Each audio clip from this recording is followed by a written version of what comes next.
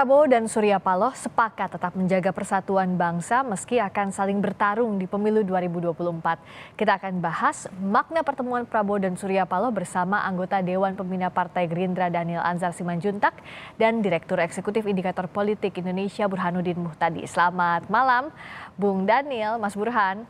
Selamat malam, Selamat Friska. malam. Assalamualaikum, Mas Waalaikumsalam Burhan. warahmatullahi wabarakatuh. Saya ke Bung Daniel dulu. Jadi kalau tadi kan Pak Prabowo bilang di konferensi pers, kalaupun Anies sudah jadi keputusan politik Nasdem dan kawan-kawan ya kita hormati, ya sudah kita yang hadapi, rakyat yang milih, rakyat yang akan memilih. Nah ini sudahkah pasti bahwa Gerindra dan Nasdem akan beda jalan di Pilpres nanti? Pak Prabowo nggak akan barengan sama Mas Anies? Mbak Friska, di politik tidak ada yang pasti. Yang pasti itu ketika sudah terjadi, kira-kira begitu.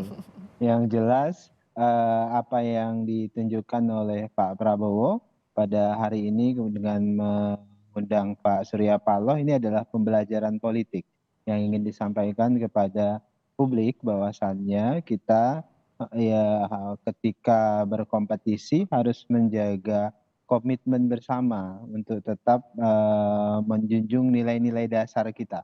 Nilai-nilai dasar kita itu apa? Persatuan, NKRI, kemudian kita bisa berkompetisi dengan maksimal, tapi kemudian tidak mengorbankan persatuan kita, tidak mengorbankan eksistensi kita sebagai bangsa yang beragam. Itu yang paling penting di hari simbolisasi pesan yang ingin disampaikan oleh Pak Prabowo. Nah, yang kedua tentu pertemuan ini membuat kesepakatan bahwasannya kita nanti akan bersama-sama berkompetisi atau bersanding, gitu ya, bisa berkompetisi atau bersanding misalnya Nasdem misalnya nanti akan akhirnya mendukung Pak Prabowo dan berkoalisi bersama Gerindra dan PKB misalnya itu bisa saja terjadi gitu. Tapi kalau kemudian harus berkompetisi maka kita tetap harus mengedepankan persatuan. Artinya silaturahim tetap terjaga. Kalau dalam konsep Mas Burhan tuh ya semangat fastabikul khairat itu harus tetap dikedepankan. Kita berkompetisi, kita berlomba-lomba, bekerja dan memberikan yang terbaik untuk bangsa dan negara. Itu ya pesan yang paling penting di pertemuan Pak Prabowo dan Pak Surya pada hari ini. Soal pesan ini Mas Burhan, apa maknanya? Apa yang bisa kita cermati dari pertemuan Pak Prabowo dengan Pak Surya Paloh kali ini? Pertemuan ini penting untuk memberikan pelajaran kepada publik bahwa berkompetisi itu tidak harus disemangati oleh politik kebencian. Jadi kalau dalam istilah bahasa Inggris itu ada dua kata yang sering diterjemahkan secara salah, yaitu opponent dan enemy. Nah, opponent itu lawan. Lawan dalam pengertian kompetisi atau kontestasi atau pertandingan. Jadi selesai pertandingan, biasanya sesama pemain akan mengucapkan selamat secara sportif. Nah, kalau enemy itu semangatnya adalah kebencian. Jadi bukan dalam pengertian rival bertanding, tetapi musuh yang harus dibinasakan. Nah, ini hal yang menurut saya penting diteladani oleh semua pihak, termasuk konstituen dari Gerindra maupun Nasdem, betapapun mereka pada ujungnya misalnya harus berpisah jalan, karena harus bertarung secara ksatria di medan laga pertempuran elektoral, keduanya tidak boleh saling membinasakan. Nah, itu yang pertama yang menurut saya penting untuk diambil pelajarannya dari pertemuan kedua tokoh ini.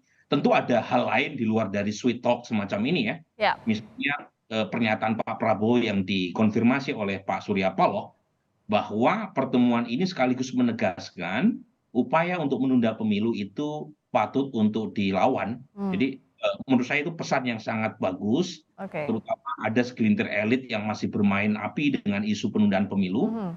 Dua tokoh ini kira-kira memberi semacam pesan yang terang benderang bahwa agenda demokrasi konstitusional itu tetap berjalan dan itu menambah bobot pasukan atau kelompok demokrasi konstitusionalis, karena sebelumnya Ibu Mega juga mengatakan hal yang sama.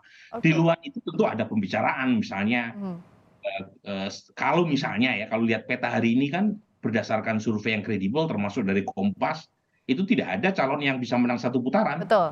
kalau misalnya dari Bung Anies yang didukung oleh Surya Paloh atau Pak Prabowo yang didukung oleh Gerindra PKB, tidak ada salah satu di antara mereka yang mungkin Ya. tidak lolos di putaran pertama, setidaknya kan memudahkan untuk menjalin kerjasama di putaran kedua. Nah, oke. Hal itu saya kira masih sangat dimungkinkan di luar dari isu-isu yang tadi saya sebut ya, yang Ya. berkaitan kebangsaan tadi. Nah, kalau Bung Daniel sebenarnya momentumnya kenapa dipilih sekarang? Dan siapa yang menginisiasi?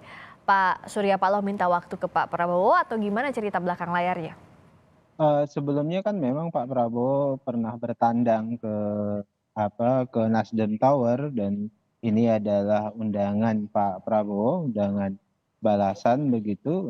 Tadinya Pak SP mengundang beliau makan siang, hari ini Pak Prabowo mengundang beliau makan siang di Hambalang untuk bicara masalah-masalah kebangsaan. Jadi ini inisiasi Pak Prabowo untuk membalas undangan Pak SP sebelumnya. Itu pertama. Kemudian yang kedua, tadi seperti disampaikan oleh Mas Burhan, itu penting sekali. Pak Prabowo kan sejak awal sikap politik beliau yang beliau tunjukkan adalah ingin mengubur benci politik. Jangan sampai kemudian kompetisi politik kita itu menjadi kompetisi kebencian, itu yang paling berbahaya karena kecenderungan seperti itu sudah muncul, dan Oke. itu sengaja dirawat oleh beberapa pihak untuk memastikan memenangkan pemilu atau kepentingan-kepentingan sempit lainnya. Ya. Pak Prabowo sangat concern pada kompetisi yang sengit. Beliau menghormati itu, tapi jangan sampai mengorbankan hal-hal yang fundament, yaitu Ya. tadi persatuan. Nah, itulah kenapa hari ini beliau mengundang Pak Surya, ibaratnya itu kalaupun kita harus berkompetisi, kita akan berkompetisi dengan sehat. Kalau kemudian siapa yang menang nanti dalam kompetisi itu, kita bisa saling menghormati dan terus menjaga persatuan Indonesia. Oke, menunya apa tadi, Bung Daniel? Nasi uduk ya, nasi uduk dan lain-lain. Oh, mantap. Makan nasi uduk ini apa ya kalau Mas Burhan lihatnya nih, ke arah mana? Misalnya bicara soal koalisi lah yang sampai sekarang kan belum ada yang firm, saya temenan sama siapa. Kalau Nasdem bilangnya sama PKS dan juga Demokrat, tapi belum ada deklarasi resmi. Nah, kalau Mas Burhan lihat sejauh ini kansnya kemana? Ya kalau di sisi Anies Baswedan itu sepertinya memang sudah mendapatkan dukungan dari 3 partai. Meskipun secara formal tentu selama janur kuning belum melengkung ya apapun bisa terjadi. Tapi setidaknya Nasdem, kemudian Demokrat dan PKS sudah memberikan statement ya. Statement yang kira-kira menunjukkan keseriusan untuk mengusung Anies Baswedan. Meskipun lagi-lagi formalitasnya harus menunggu di bulan September.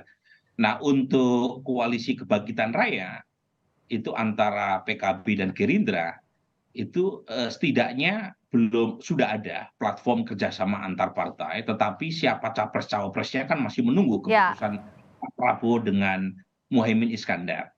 Sementara yang masih belum jelas adalah dari sisi Ganjar Pranowo, karena PD Perjuangan sampai sekarang juga belum mengeluarkan fatwa politiknya, terutama dari Ibu Mega. Jadi menurut saya sih apapun masih bisa terjadi, tetapi poin saya begini, ini kan ada 2 kubu ya. Ya. Satu kubu perubahan yang diwakili oleh Anies Baswedan, satu lagi adalah kubu keberlanjutan yang kira-kira menunggu kata putus dari PD Perjuangan. Oke. Bisa Ganjar, bisa Mbak Puan. Nah, Pak Prabowo ini tuh posisinya itu dari sisi 2 kubu ini itu justru berada di tengah. Oke. Dia bisa mengambil atau mewakili sebagian aspirasi perubahan, karena bagaimanapun mereka yang pro perubahan yang sekarang mendukung Anies Baswedan itu sebagian besar adalah Pendukung Pak Prabowo dulu ya?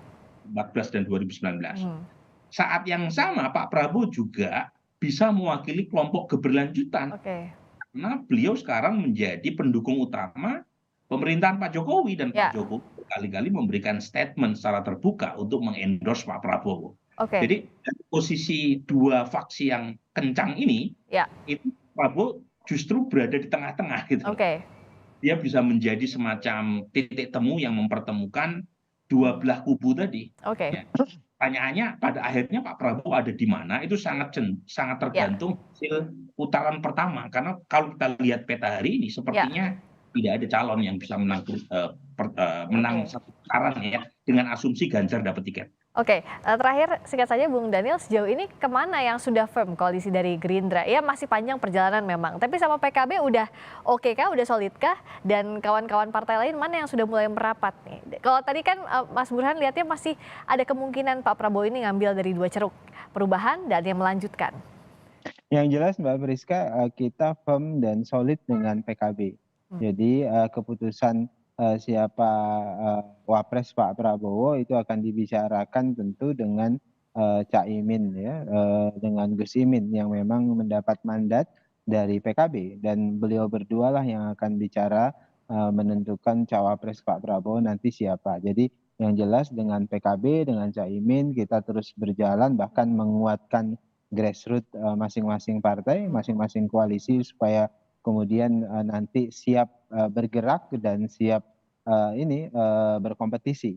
Nah yang kedua tentu sampai dengan detik ini baik itu Gerindra maupun PKB terus melakukan komunikasi dengan semua pihak, dengan semua tokoh, dengan semua partai politik. Artinya Pak Prabowo sangat terbuka bekerja sama dengan siapapun. Kita tidak pernah membuat portal dengan kelompok manapun selama itu punya komitmen yang sama untuk jaga persatuan Indonesia, karena sekarang komitmen Pak Prabowo itu adalah persatuan, untuk menjaga menjaga NKRI dan mengubur benci dan dendam. Itu yang paling penting yang ingin dilakukan Pak Prabowo pada hari ini. Kompetisi bisa sengit, tapi jangan sampai kemudian mengorbankan hal-hal yang fundament. Begitu Mbak Priska. Kompetisi harus berjalan dengan sehat, tapi ya bicara soal temenan sama siapa, selama janur kuning belum melengkung, pintu masih terbuka untuk siapa saja gitu ya Bapak-Bapak ya. Terima kasih atas diskusinya malam hari ini, Bung Daniel Anzar Simanjuntak. Terima kasih Mas Burhanuddin Muhtadi sudah bergabung di Sapa Indonesia Malam. Sehat selalu.